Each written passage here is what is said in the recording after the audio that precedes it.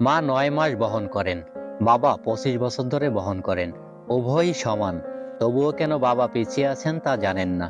মা বিনা বেতনে সংসার চালায়, বাবা তার সমস্ত বেতন সংসারের জন্য ব্যয় করেন। উভয়ের প্রচেষ্টাই সমান, তবুও কেন বাবা পিছিয়ে আছেন তা জানেন না। মা আপনার যা ইচ্ছা তাই রান্না করেন, বাবা আপনি যা চান তা কিনে দেন। তবে মায়ের ভালোবাসা উচ্চতর হিসেবে দেখানো হয়। জানি না কেন বাবা পিছিয়ে। ফোনে কথা বললে প্রথমে মায়ের সাথে কথা বলতে চান, কষ্ট পেলে মা বলে কাঁদেন।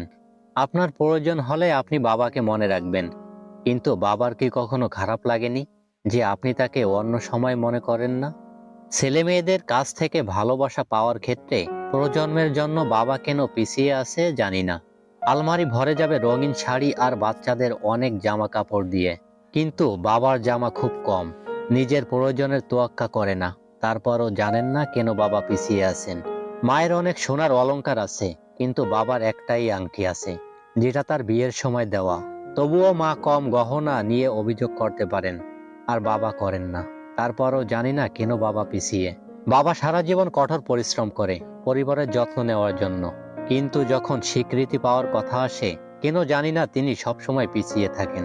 মা বলে আমাদের এই মাসে কলেজে টিউশন দিতে হবে, দয়া করে আমার জন্য উৎসবের জন্য একটি শাড়ি কিনবে। অথচ বাবা নতুন জামা কাপড়ের কথাও ভাবেনি।